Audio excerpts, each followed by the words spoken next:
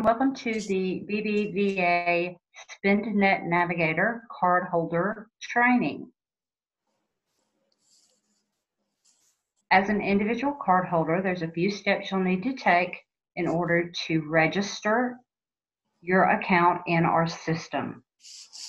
You will need your 16-digit account number from your card, as well as the 6-digit company registration code that will be provided to you from your administrator, as well as the URL. On the login page, you simply want to select Cardholder Self-Registration. You'll enter your account number, the company registration code.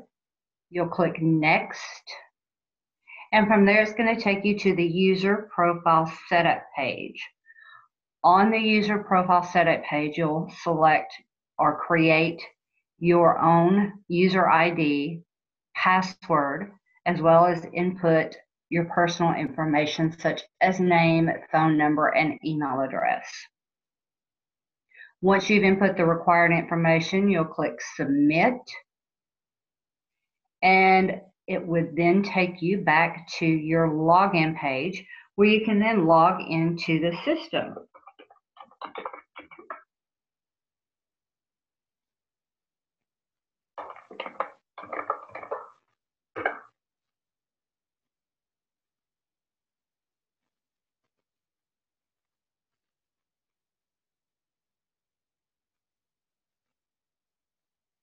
Once you've logged into the system, it will take you to your home dashboard page.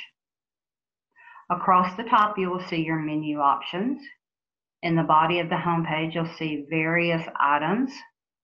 The Resource Center is an excellent place to go to receive information or user guides about our system. Each month, when your statement drops, it will appear here on your home page for easy access. You simply click Account Statement. It will then prompt you to download the current statement.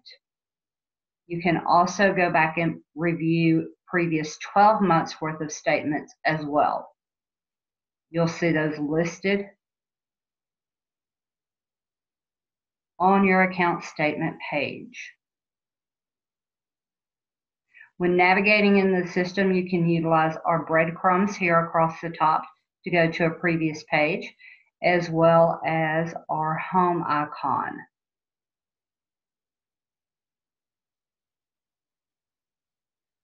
Now, when it comes to your transactions, as transactions are processed,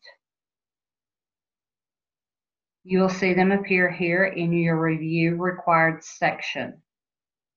Throughout the month, you'll be able to go in and add your accounting code values, your receipt images to those transactions. You do not have to wait until the end of the month to do that. You can click on a transaction, or you can simply select More. From there, it's going to take you to your date range page where you can select the date range for the transactions that you need access to. Click Search. It would then pull up all transactions that have posted within that date range that you selected. Here you'll see all of those transactions. You may have more than one page. Here at the bottom, you'll be able to see that. You can navigate through those pages quite easily.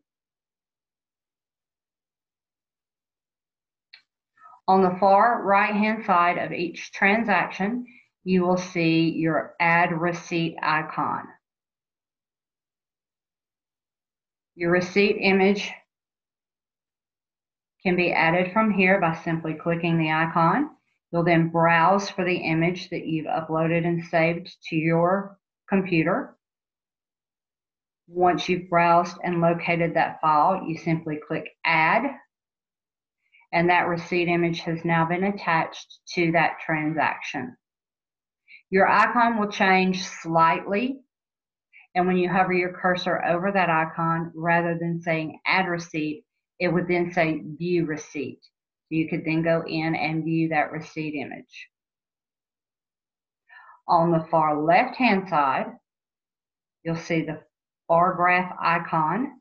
If we select that, it's going to open the transaction, where you can then go in and add the appropriate expense description as well as the GL account that is appropriate for that transaction. You'll notice in the drop-down box you have a selection. You just simply click the appropriate GL number, input your description,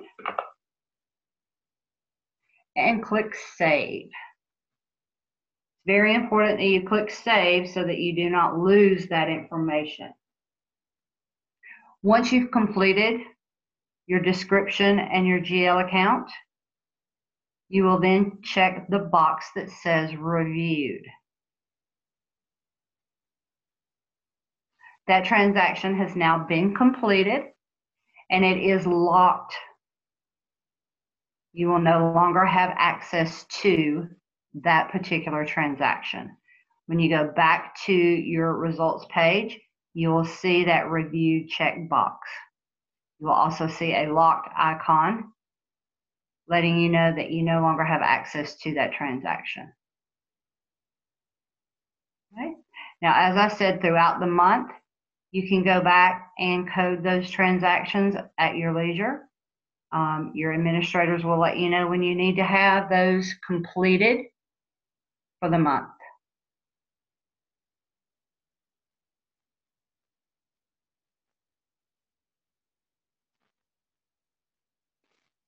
Now. Okay, one item to note, once a transaction has been locked, you no longer have access to it. If you need to make a change, you would need to contact your manager or your approver. They would then be able to go in and unlock that transaction. They can also make that change for you.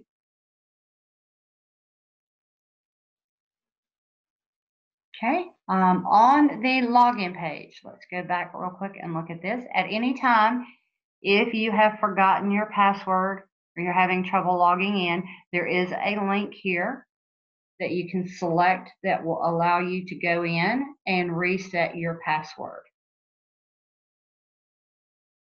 Should you have trouble logging in or resetting your password, you will need to then reach out to your administrator for assistance.